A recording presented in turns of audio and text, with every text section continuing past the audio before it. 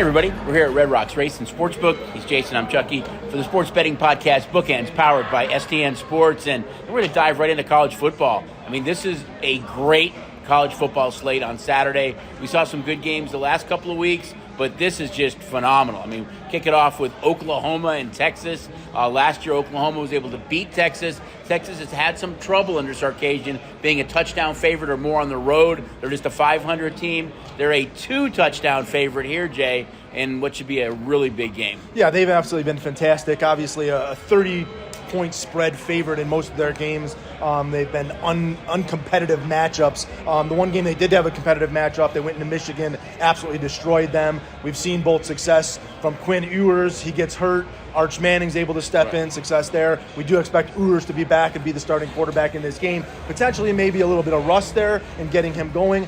You talked about it being the Red River rivalry. In the last 10 years, this matchup has only had one game that has been won by 8 points or more by either team. So it's been a close matchup, despite the fact that these teams have kind of been all over the rankings. Oklahoma clearly has struggled this year. Obviously, the big loss at home to Tennessee is kind of what has put everybody down on them. Despite the fact that that was only a 25-15 loss, it was a much bigger kind of look on paper that Tennessee dominated them. They've obviously Tennessee does have an explosive offense, though, and can score a lot of points like Texas can. They only held them to 25 points. The big thing here is Oklahoma's got to make a true freshman starting this game in Michael Hawkins, and he played well in the game against Auburn, get the win there. The stage doesn't seem too big for him, but for me, looks like the point spread's a big number with the 14.5, knowing how tight this rivalry normally is. Well, I'll give you a couple of betting trends here. So Texas 5-0 straight up in their last 5 games, no big deal. Texas 4-1 against the number of their last 5 games. But Oklahoma is 5-1 straight up in their last 6 games playing Texas. So they've had some success there, getting a boatload of points here. We'll see what this number ultimately closes at. Both teams coming off their bye week as well, so a lot of time to prepare for each other and get ready and get those demons, especially for Oklahoma. But again, we'll be starting the freshman quarterback. The extra week to prepare might be a fantastic thing. I love the games this week. Another big game. Number 9, Ole Miss. Number 13, LSU. I know Ole Miss a little bit close to your heart as your son's going there. Really intriguing matchup here as you look at Ole Miss being a slight road favorite. Yeah, the big thing here for me when I was looking at the game, and obviously you talked about it, my youngest son attends Ole Miss, so we've kind of been adopted to Ole Miss fans. We all are, right?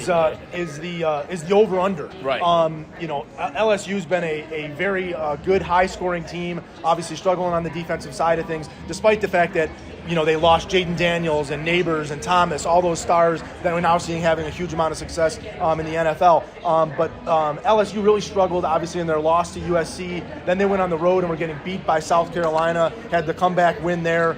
They had their bye weeks going into this game as well, maybe to get something right. But Ole Miss has been what you think about that high-flying offense, and Jackson Dart, a Heisman Trophy winner. They've been a team that's a dead under team. Right. They're actually 1-5 to the under, with the only game that they've gone over was the 76-0 blowout of Furman in the first game. The defense has been absolutely exceptional. 0-3, 6, 13, 20, and 3. Those are the points they've allowed. Obviously, the 20 is the loss to Kentucky, which really kind of shook everything up with Ole Miss, a major shocker there. Right. But with the fact that we've seen Georgia lose, the fact that we've seen Alabama lose, and Ole Miss has that one loss, really keeps everybody in the race, and that becomes a big game. And this two losses become catastrophic. This number has really leaked up on Ole Miss. This number was 2.5 to 3 to 3.5. Maybe that fact that Daniels and all those offensive stars are gone there from LSU, and the defense for Ole Miss, and expected to get back on that top 10 rankings. Ole Miss. There's been a lot of money on Ole Miss early in this game. Well, here's the key betting trends for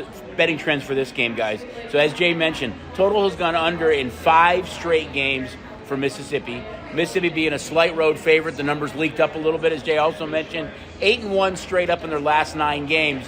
But LSU, 5-0 straight up and against the number their last 5 games against Ole Miss. So some betting trends there to look at. They've had a lot of success there, but I think it's a huge game for Ole Miss now, knowing that they have one loss already on their schedule. It's tough to decide which games you're going to watch. The 4:30, 4 o'clock hour matchup. But we'll have them all on here. Between this and you can watch them all. The Ohio State-Oregon matchup, right, which again, I know you're going to touch on that game, but we talked about having the Georgia-Alabama SEC matchup, and now we move to this Big Ten where we get to see Ohio State, great. Oregon. We're getting preview playoff games here in October, so a lot of excitement as we go into this. But as I weekend touched schedule. on, they will all be on here, guys. So come over here to any of our station's properties and check them out. All right, number 2, Ohio State against number 3, Oregon. Ohio State, a small road favorite here. Ohio State 5-0 straight up in their last 5 games. Oregon 5-0 straight up in their last 5 games. Ohio State 6-1 straight up in their last 7 road games. A slight favorite here. Yeah, and I think the one thing that you can look at if you're handicapping this game is the common opponents. They've both played Michigan State, and they both played Michigan State in back-to-back weeks. There was a 38-7 win and a 31-10 win. Oregon 31-10. It's actually not even that close. It was 31-0, and they let Michigan State score some fourth quarter points. Although Ohio State didn't do anything in the fourth quarter, Michigan State let the game kind of just run out. So both teams really dominated Michigan State. In particular, Ohio State and Oregon were able to dominate it with the running games. Travion Henderson and Quinshon Judkins have been absolutely fantastic for Ohio State. Will Howard, the K-State transfer, has only been asked to kind of do what he needs to do, and maybe here against Oregon, they'll have to look to use his arm a little bit more, as Oregon has been good against the run. Obviously, they didn't have these big blowouts. They played kind of tight games, but Oregon's done enough to look good in their victories over USC, Oregon State. But Ohio State's kind of been the better team from a look Very standpoint. Tough place to go play, especially with the yeah. win over Iowa last week. They really kind of dominated them. But look at that competitive Michigan State game. See if there's anything you can dive into there that maybe gives you an edge in the handicapping. But again, this game seems very, very close. And obviously, Ohio State having to travel to Oregon makes a big, big difference in the evening hours here. A lot of quacking going on that night. All right, so Washington, Iowa is another big game, and it is really a schedule that is just loaded with these great matchups. And I know the whole conference reconfiguration has created this, but it's phenomenal for us, and I think you guys as well. Now that we've got kind of out of some of those mismatch games early in the season, these big conference matchups are sensational, and this is a phenomenal week. Yeah, the reason Washington and Iowa becomes an interesting game for me is that Washington comes off a monster win over Michigan. Obviously, Michigan knocked them off in the college football playoff last year. They get an emotional victory at home and now have to travel all the way to Iowa, where Iowa just got crushed by Ohio State at Ohio State. So now they get to return home not feeling good about themselves. Right. And in this game, one of the things that I think is in particular interesting is the total. Washington is 1-5 to the unders, and we all historically think about Iowa as the dead under team, and they're 4-1 to the overs. This total's leaked up, though. Yep, and at 42.5, a low college football total. The big thing for me here is Iowa has lost their leading rusher from last year and a wide receiver who have decided, hey, I'm not going to go ahead and play in that 6th game. I'm going to keep my eligibility. So they lose two weapons on offense that are big, big deals for them. This number was leaking up to Iowa at 3-point favorite and even higher. Money has taken Washington back down because I think he's missing players. But one of the things to look for in this game for me is to look at the under. I think Iowa gets back to their underways, and Washington defense is really, really good. I'm not confident in that Washington offense yet. I think this could be a very low-scoring game. Yeah, I think when you look at college football again, there was a lot of questions about the conference reconfiguration, but when you have weeks like this, and we're only touching on about 4 or 5 of the big games, there's just a lot of good games across the schedule that just make it a fun Saturday. The whole Pac-12 moving to the Big Ten, Pac-12 moving to the ACC, the matchups are absolutely incredible, and I think we're in for just an absolute fantastic middle of the college football season. And don't forget about those moneyline dogs. They are live every week. I didn't bring my list, but my gosh, he has the 7-point dogs, even more than 7-point dogs, they're live every week. You can find them every week. Hunt down those dogs and don't be afraid to play them. Oh, speaking of that, last man standing, I'll touch on that. So going into this week now, there's only 180 contestants left. So dramatic drop-off every week. I don't think we've seen it this low, this early in the season ever. So congratulations, you guys that are left, but 180 left. We're going to come right back, and we'll dive into the second segment of Bookends and talk about a little pro football, where there's a lot of uncertainty there as well. We'll be right back. Grandma, who you like today? I'm just walking into Durango. State? Grandma, I'm not betting them. No way they win. No, you don't know ball. Grandma, State's getting blown out. No, I will not live bet them. Grandma, there's no way they come back. It's a big 6. State pulls off a miracle comeback to win. Grandma, you were right. I know. I should have bet them on STN Sports. Okay, I'll admit you know ball. I love you too, Grandma. Bye. Download the STN Sports app now.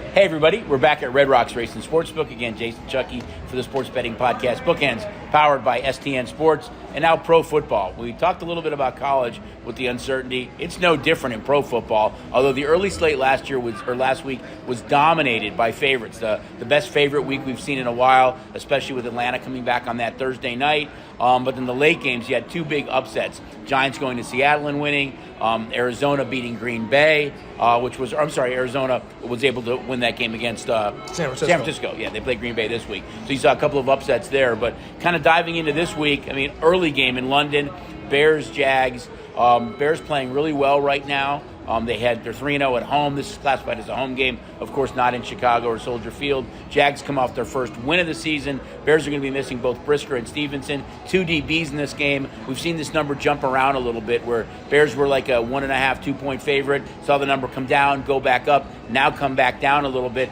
Jacksonville, it's kind of a home game for them. They play every year in London, but we'll see what happens here. But this is a battle of two number one quarterbacks, as Trevor Lawrence was the number one overall selection several years ago, and of course, Caleb Williams, the number one selection this past season. Yeah, and Trevor Lawrence coming off his best game, 371 yards, the big win, their first win over Indianapolis Colts at home. You talked about Jacksonville has kind of made their home away from home overseas, where they're actually going to be for the next 2 weeks. They take on the Bears this week. They play the New England Patriots next week.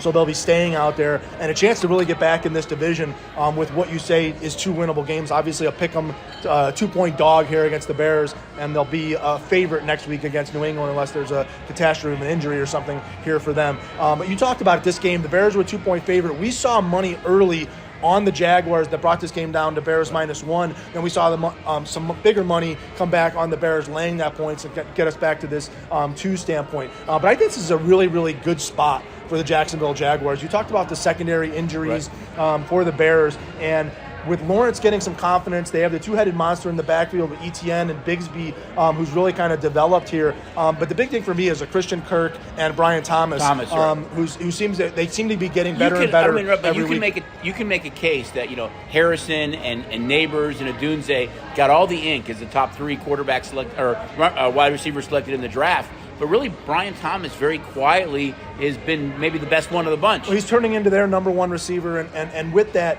they can put up points. The problem has been for Jacksonville is that they haven't been able to stop anybody. They've been very, very poor on defense.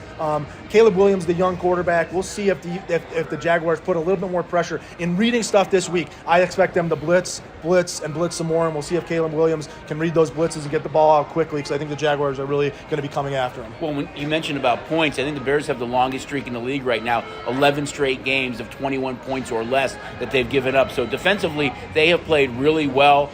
Some holes as far as rushing against them, but that pass rush has been good. But without Brisker and Stevenson, that really hurts on the back end. We'll see how it works out. And again, another 6:30 start here in the morning. The app will be open by 5 a.m. The counters will be open by 6.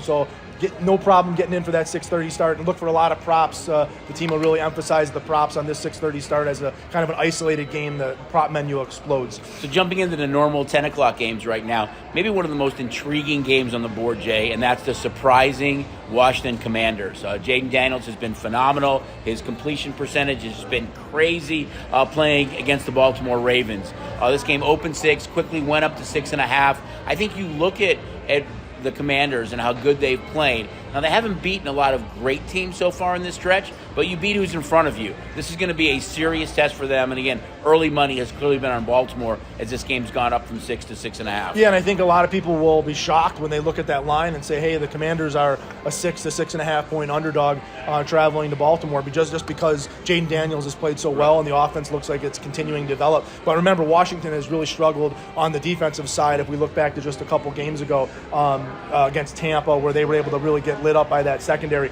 The thing for me in this game is to look for the over and the over and the over. I'll give you some stats on that. The Ravens are the number one offense in the NFL, and the Commanders are the number 4 rated offense in the NFL. With 2 rushing quarterbacks, Lamar Jackson's had 363 yards rushing this year. Daniels has had 300 yards rushing this year. Obviously, the comparisons of how they play, the way they run the football, the reigning MVP in Lamar Jackson, what looks to be like the rookie of the year in Daniels. If he's the favorite right now, right? This should be an exciting game. The one thing for me, though, is the running of the football is probably what the Ravens want to do. They want to run, and they really didn't do that against the Bengals last week. We saw just the week before where they ran over the Buffalo Bills and dominated the Buffalo Bills with the running game, a Raven running game that's averaging 211 yards a game, number 1 in the NFL. And then last week against Cincinnati, they kind of really didn't go to Henry till really late in the game, or that big run for them to get the win. It was more Lamar Jackson scramble and Lamar Jackson looking to throw the football, and that didn't benefit them well against Cincinnati. We saw Joe Burrow throw for those 5 touchdown passes. And what leads to the Ravens having the 31st ranked secondary in the NFL. So the bad performance against the Bengals has put that secondary in a really bad number. And we'll see if Jaden Daniels and maybe Terry McLaurin with some deep shots can exploit that Ravens secondary the way Higgins and Chase did last week. But they're going to have to protect Daniels, as I think, again, the Ravens are really going to come after the young rookie and make him not want to run the football, but make them beat them through the air. Well, like you said, they're going to have to be able to score with Baltimore, because we know Baltimore can score through the air or on the ground. So, but I think Dan Quinn's done a phenomenal job with Washington so far. They're really kind of buying into that system. You see the Cowboys missing his influence somewhat on defense. If you're betting props, I think this is a Derrick Henry game. I think, we saw him get 24, 25 carries when he had the big yardage games, and then he was down to 15 carries and I think 14 carries. I think this should be a Derrick Henry 24, 25 carries this game, and I would look to bet his number over. As Jay mentioned, offense, and scoring. Here's some betting trends for you guys. Washington has gone over 6 of their last 7 road games, which this is. They've gone over 5 of their last 6 games, period. And Baltimore's gone over 4 of their last 5 games. So both these teams do like to score a lot. Not much of a road trip. Teams no, very true. Busing to stadiums, basically. Very true. All right, jump into another game right now. We're going to look at game in our own backyard, Steelers and Raiders. Not a lot of – we just talked about 2 explosive offenses. We're going to talk about 2 offenses that really don't score a whole lot of points.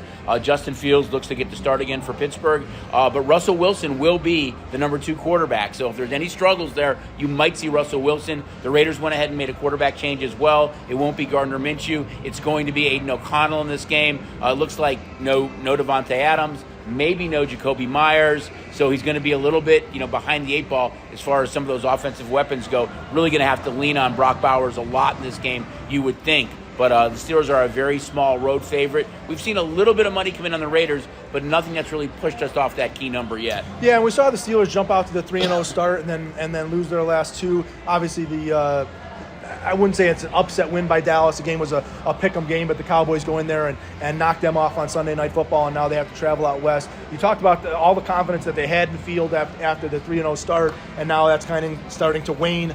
They've had some bad injuries in the backfield. Check the status of Jalen Warren. I still think Jalen Warren is the better back there, and he hasn't been healthy all year. If we see Jalen Warren step on the field, I think that's a big improvement for this Arthur Smith offense, who wants to run the ball, and then play good defense.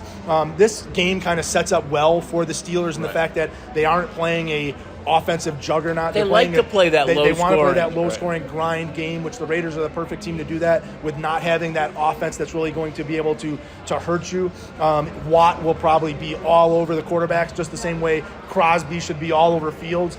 So you see the low total here. Could be a low-scoring game. The bad thing is these offenses are kind of so bad, in particular the Raiders' offense, is that they start to get not good field position because they can't move the ball, and now you're giving the opposing team good field position. So in a tight game like that, the field position is key. Could come down to the kicking game, which we really haven't seen. The Raiders, normally both kickers are really good, though. That's their strength, but we haven't really seen it this year. So again, I lean towards looking at the under in this one, as I think we see them kind of be conservative with the offense, not want to make a mistake, and kind of leave it up to the team and see who makes that first critical turnover, who makes that first key mistake. Yeah, when the 5 of the last 6 times that these 2 teams have played, the total has gone under. So we'll see if Justin Fields does struggle in this game, how long it takes Mike Tomlin to maybe give Russ a shot and get some playing time. One thing to note here, sitting in our backyard, it really seems like they're talking about that this is going to be a half a Steelers home game. So encourage those Raider fans, continue to come out and support your team, because I think Steeler Nation is coming to Allegiant with their black and gold. It's funny you said that, but I did a different media interview, and I talked about how I expect half the stadium to be black and gold and half to be black and silver. So we'll see how it works out. But come on, Raider fans, get out there and support the Raiders. Aiden O'Connell's first start this year. Next game. I think the next game for me is the game of the day. and that's Detroit playing at Dallas. Detroit comes off their bye. Dallas comes off a win, but they really have struggled a little bit this year on both sides of the ball. These are two teams that we expect to be up there in the NFC toward the end of the year. Just a really good matchup between these two teams. Yeah, and I'll start with Detroit because I'm as much as I'm a Chicago Bear fan, the Detroit offense is really something to look at and be kind of in love with the way they have the Montgomery and Gibbs in the backfield, St. Brown, Laporta, the development of Williams. Goff has been solid. The offense is just scary. The coach has creativity. He's not afraid to go for it on fourth downs. We've seen he's not afraid at all. St. Brown throwing touchdown passes to Goff, and so you never know what to expect out of this offense. And then you watch them play defense and dominate a game on defense like they did when they went to Arizona. They played a very good defensive game. They stifled the Cardinals, and then the Cardinals go beat San Francisco, and they host the Seahawks, and they let the Seahawks throw the ball all over the field on them, and they can't stop anybody, and that offense has to keep going back up and down the field. And then we watch the Seahawks get stifled by the Niners, and so it's really, really difficult to figure out which Detroit defense is coming to play. And that's going to be the key when they're playing a Dallas Cowboy team, and you have to stop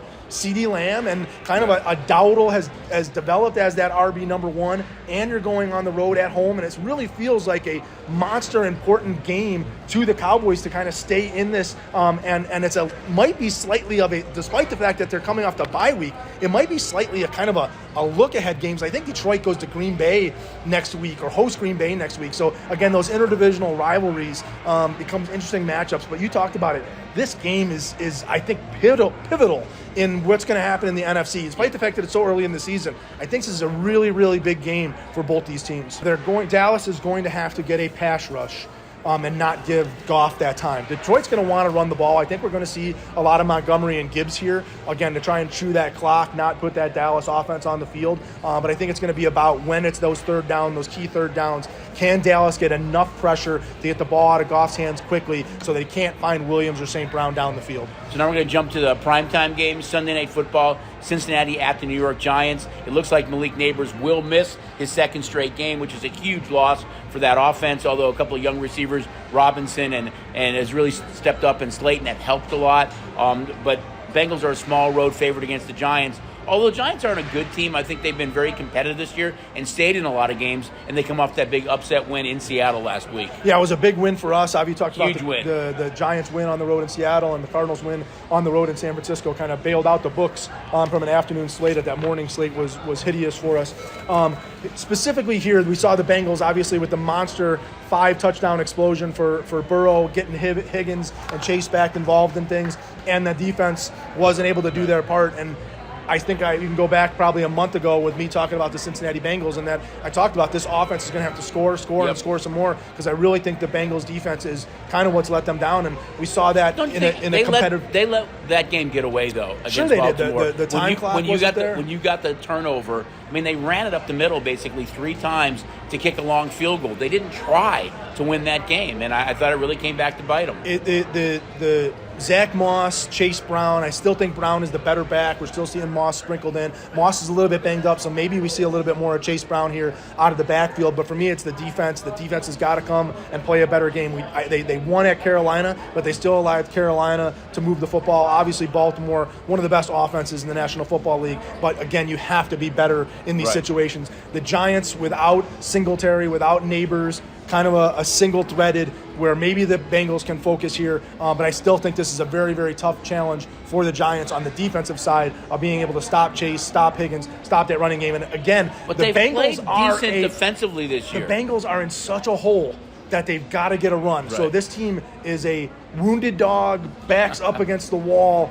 You're going to see everything that they've got. Joe Burrow plays with a fire, and I think that the Bengals come out with a big performance here in this game. They do have to win, but they don't have to cover. And I think you look at the Giants' defense, and they've been in all these games. They've been overachievers. They've got a good pass rush. We'll see what happens in this game. Here's a couple of interesting betting trends for you guys to look at too. As Jay kind of mentioned with the Cincinnati offense, total's gone over in 7 of Cincinnati's last 8 road games.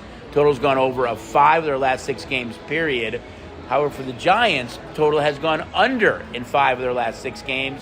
Giants are 5-1 against the number at home. So maybe if you're a Giants bettor, you get at least a cover there on Sunday night. Jumping to Monday Night Football now. really huge game. I mean, Bills-Jets, divisional game, Robert Saleh out.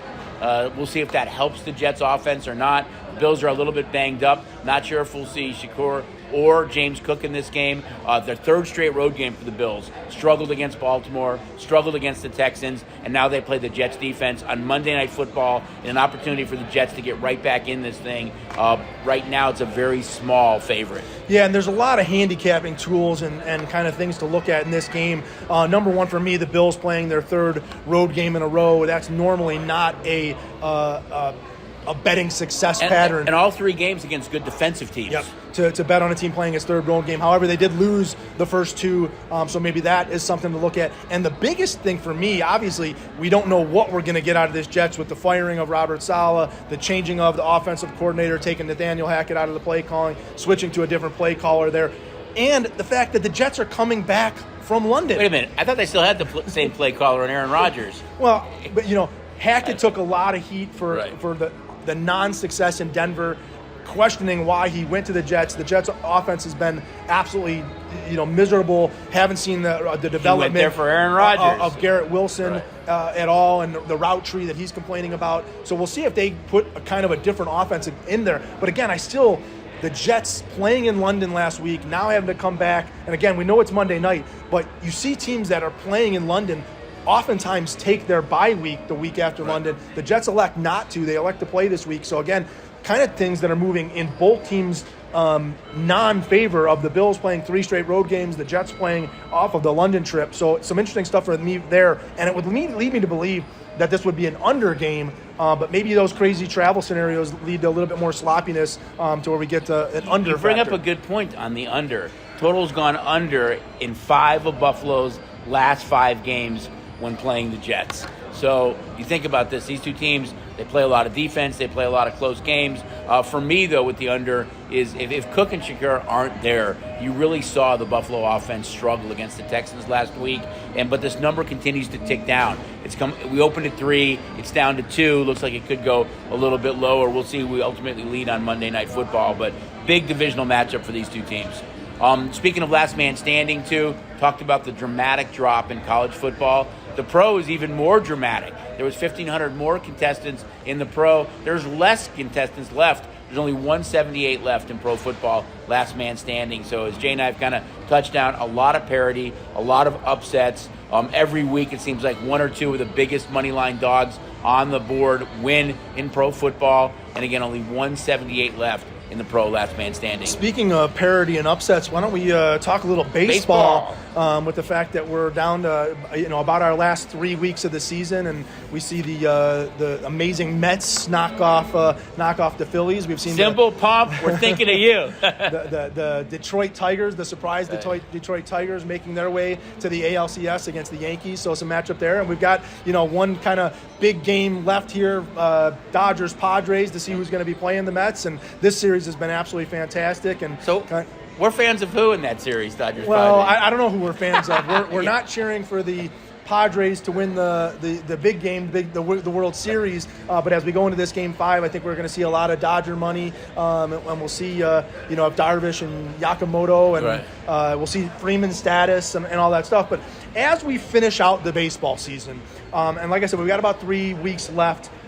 Important for me to just express that if you're not betting into a baseball 10-cent, 11-cent, 12-cent line, you look at that. We'll talk about that Dodgers-Padres game that we have today. We at Station Casinos have the Dodgers minus $1.37. The Padres are plus 126. So when I say an 11-cent money line split, that's what I'm talking about. Minus 137, plus 126. There's 11 cents in that split. If you're betting into an app that doesn't have a 10, 11, a 12-cent split when we're at these low splits, if you're laying and look at your app and it's minus 140, plus 120, and that's a 20-cent split, or minus 144 plus 124, and that's a 20-cent split. You're giving away money. There's no value in betting baseball on those apps. So just some words of advice. Look at the STN Sports app, specifically when you're betting baseball. Look at even when you're betting these money lines in hockey, money lines in the NFL. If you're betting into those big splits on some of the apps here in Nevada, you're doing yourself a real injustice. come and take a look. We really feel like we're giving you a very fair value on those money line splits. Don't consistently bet into money line splits of 20 to 25 cents, in particular on baseball, where STN Sports has one of the best splits in town. There's a lot going on. We didn't really touch on, but the Knights had puck drop. They had an offensive explosion game one against Colorado. Played really, really well. So a lot going on right now. WNBA Finals on the cusp of both the NBA and college hoops, not that far away. So get signed up for SDN Sports. A lot going on right now in the world of sports. So for Jason, I'm Chucky. For the Sports Betting Podcast Bookends, powered by SDN Sports. Good luck this week, and we'll see you guys next week.